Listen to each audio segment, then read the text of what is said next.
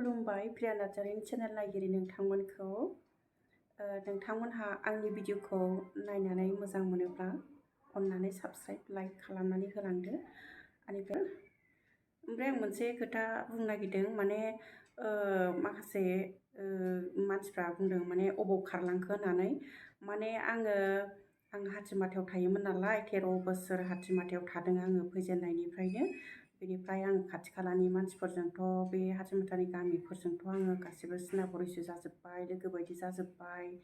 ओमफ्राय आं फैनाय समाव आं रायदावबोनो मोनासै आरो, माने फैबाय आरो टाउनाथ' न'निफ्राय ओंखारलाया नालाय, मिथिलाया सोर बबाव थांदों मिथिलाया।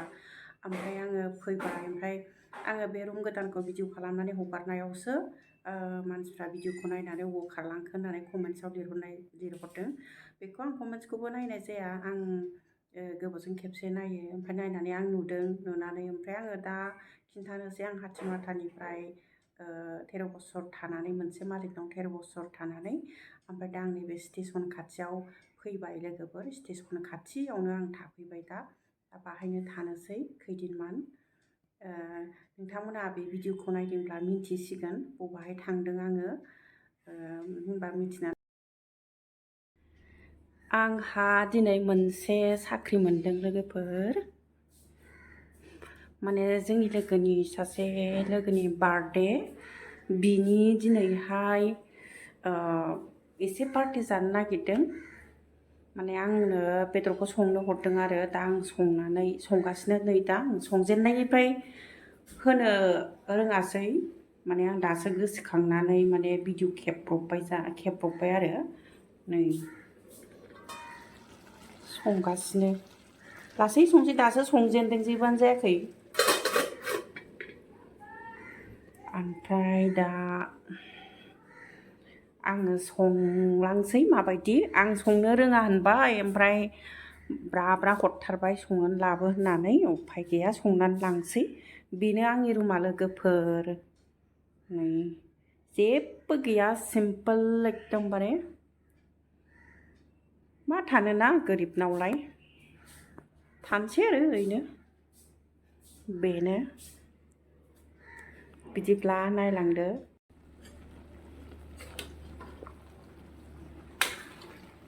दाउआ लकेल,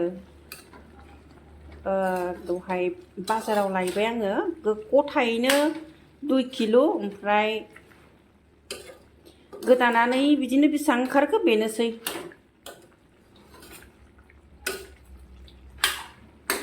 आं संनोनो रोङा गोथावखौनो, आं हारसिं जानाय जाब्बा जुब्बा संनानै जालाबायो आं संनो रोङा होननानै आं संखायामोन, ब्रा ब्रा होथारबाय। दासो संजेनदों, गोबाव संबावनांगौ।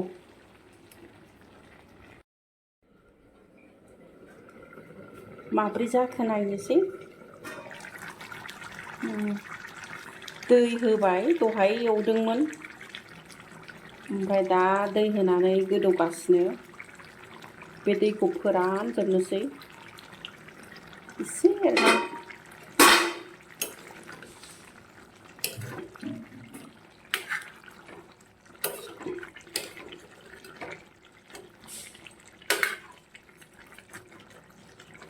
दाउ लकेला हारा गोजा जायोलै मानोबा। आंथ' ब्रयलारखौसो गोथाव मोनबावो। लकेलखौ बानायनो होनायखाय बानायबाय, मिथिला। बेखौ फोरानजोबगोन दा, संबावनोसै गोबावनो।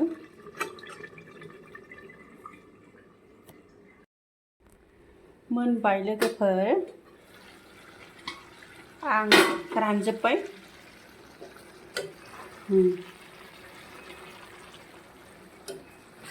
बांद्राय एरबा गेब्लेजोब्बायानोहाय एसे। लासै लासैसो एरनांसिगोन, बांद्राय एरबाथाय गेब्लेयो। गोबाव संबायना, साराय गेजेरसे दै होनानै जाबाय, राइस जाबाय एसे। हटकेसआव सोबाय लोगोफोर, आं खेवनाय दं। नै सोबाय, कालारखौ नुवासै बेहाय। लांसै थाब थाब। आं दा सफैबाय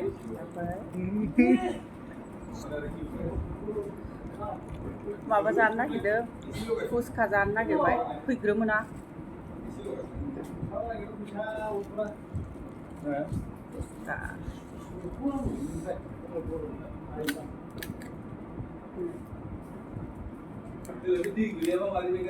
बिराद गरम ना ओमफ्राय गोखै नालाय फुसका जानोसै दा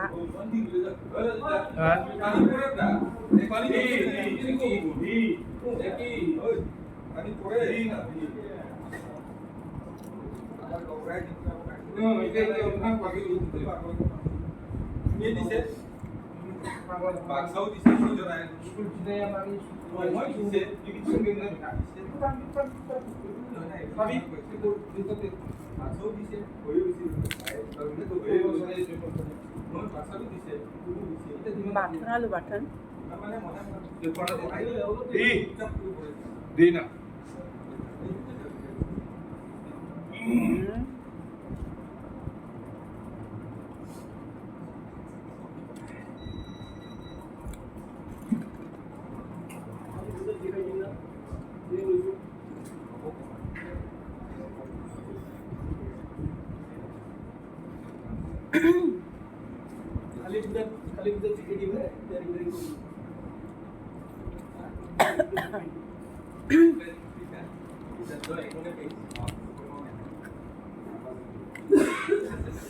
सान्दुं गोसायाव फुसका जानांगौ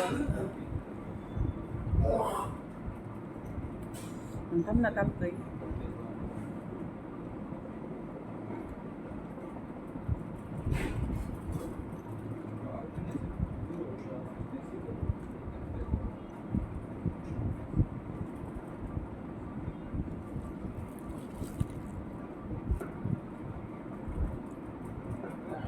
दसथा जाबाय आं लोगोफोर 10टा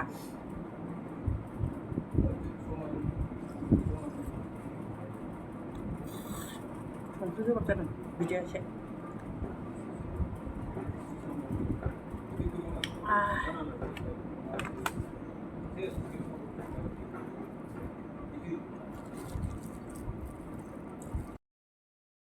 आयु नोंसोर सालायबोदों नामा सालायाखै आयु ओइ नोंसोर मानो बिथिं नाहैखो खोमसि जाजोब्बाय हनै आं नोंसोरखौसो सालायदों नुथारदों गारिखौ बलेर'खौ हा सालायाखै सालायबोदोंसो नंदां नोंसोरखौ नुलालै नै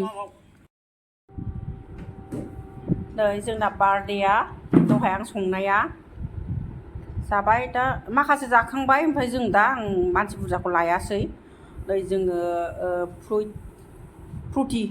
फ्रुटिजोंसो जोङो माबादों लोंदों फ्रुटियाबो गैला बेदरा मानसिफ्रा आन्दाज सानगोनहाय खिन्थु जों फ्रुटिजोंसो लोङो नै स्प्राइट दंबावबा स्प्राइटजों लोंजाबाय स्प्राइटखौ लाबोनो नागिरदोंमोन आं लाबासै ओमफ्राय फ्रुटिजोंनो लोंबाय जोङो